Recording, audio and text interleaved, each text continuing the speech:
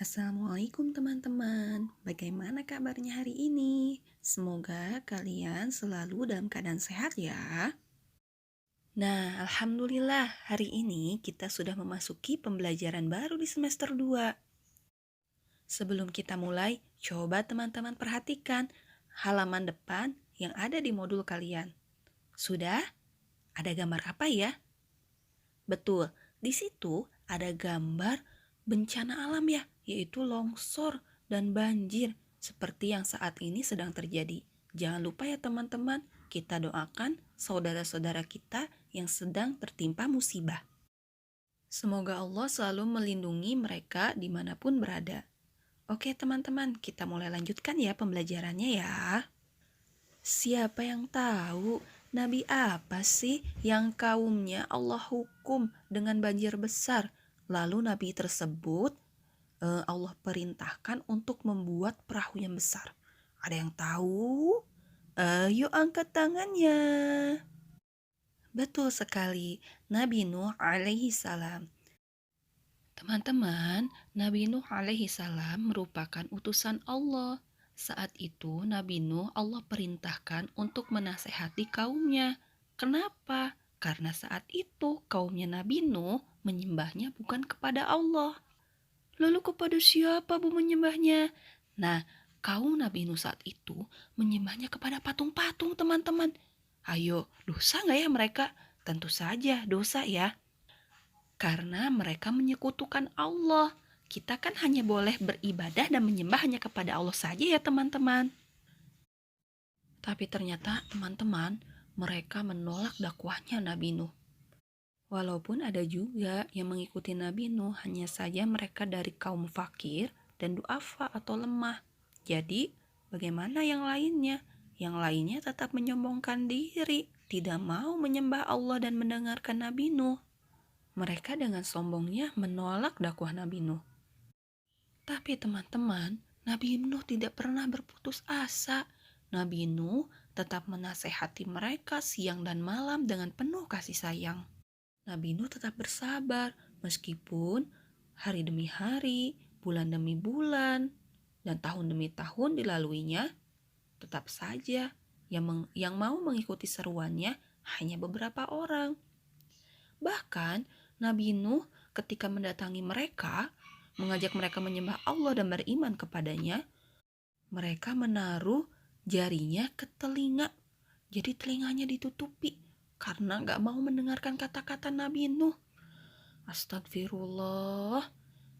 Jangan sampai kita seperti itu ya teman-teman. Ketika disuruh sama ayah sama bunda, kakak sholat. Kita malah tutup telinga, gak mau mendengarkan. Atau lari. Ya, bersembunyi karena gak mau sholat. Melihat kaumnya tetap tidak mau mendengarkan seruannya, Nabi Nuh bersedih teman-teman. Lalu Nabi Nuh mengadukannya kepada Allah. Mengadukannya dengan cara apa? Yaitu dengan berdoa. Seperti yang tertera di dalam Al-Quran surat Nuh ayat 26 sampai 27. Yang artinya, Nabi Nuh berkata, "Ya Tuhanku, janganlah engkau biarkan seorang pun di antara orang-orang kafir itu tinggal di atas bumi. Sesungguhnya, jika engkau biarkan mereka tinggal, niscaya mereka akan menyesatkan hamba-hambamu. Dan mereka tidak akan melahirkan selain anak yang berbuat maksiat, lagi sangat kafir." Jadi itu doa Nabi Nuh, teman-teman, kepada Allah. Setelah itu teman-teman, Allah memerintahkan Nabi Nuh untuk membuat bahtera atau kapal. Dan beliau diajarkan bagaimana cara membuatnya dengan baik. Saat membuat kapal, Nabi Nuh dibantu oleh kaumnya yang sudah beriman. Ketika orang-orang kafir melihat Nabi Nuh dan kaumnya sedang membuat kapal, mereka mengejek teman-teman, mengejek dan menertawai. Mereka mengatakan, kenapa Nabi Nuh harus membuat kapal di tengah-tengah gurun Sahara yang tidak ada sungai maupun laut.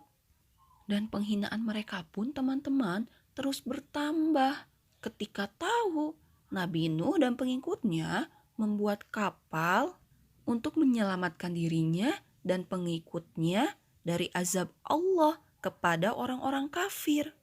Sebagaimana doanya Nabi Nuh ya teman-teman yang tadi sudah Ibu sebutkan.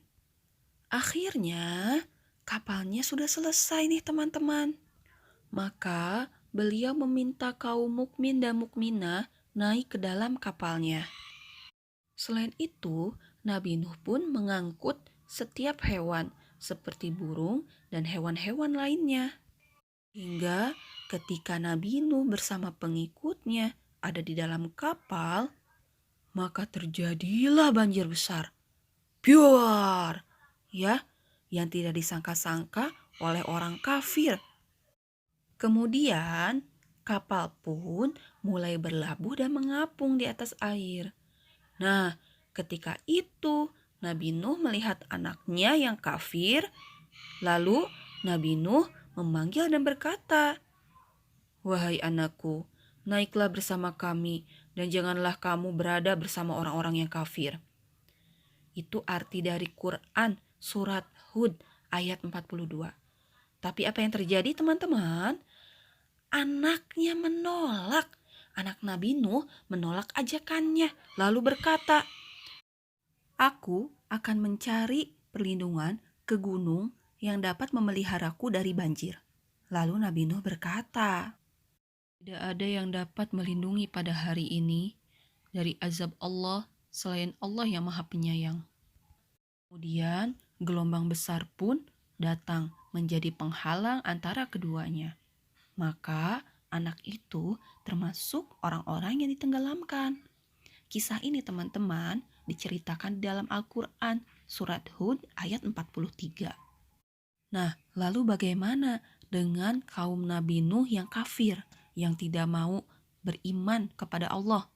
Mereka nih teman-teman, ketika melihat air mengalir membanjiri rumah mereka dan mengalir dengan deras, mereka merasa seperti akan binasa. Kemudian mereka pun pergi mencari tempat-tempat tinggi untuk menyelamatkan diri. Tapi sayang sekali ternyata teman-teman, banjir itu mencapai hingga puncak gunung. Berarti dalam banget ya teman-teman ya banjirnya ya. Allah membinasakan orang-orang kafir dan menyelamatkan kaum Nabi Nuh serta pengikutnya yang beriman.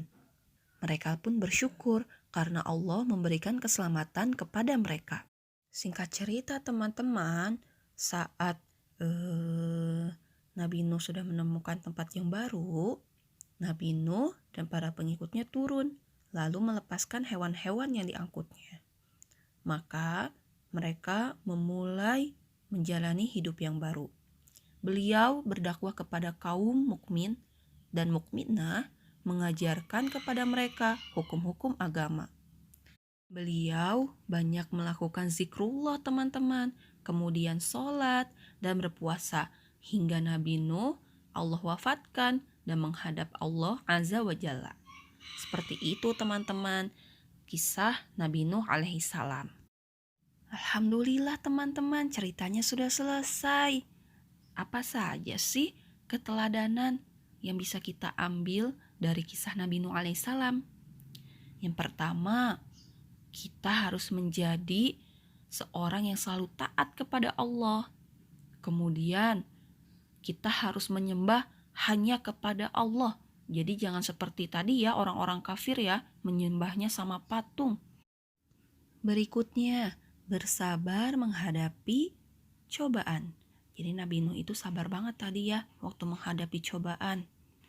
Selanjutnya, tidak mudah berputus asa dan berdoa serta meminta pertolongan hanya kepada Allah. Jadi kita gak boleh ya teman-teman ya berdoanya kepada selain Allah. Nah, gimana teman-teman cerita kisah Nabi Nuh? Insya Allah semua keteladanannya bisa kita contoh ya teman-teman ya.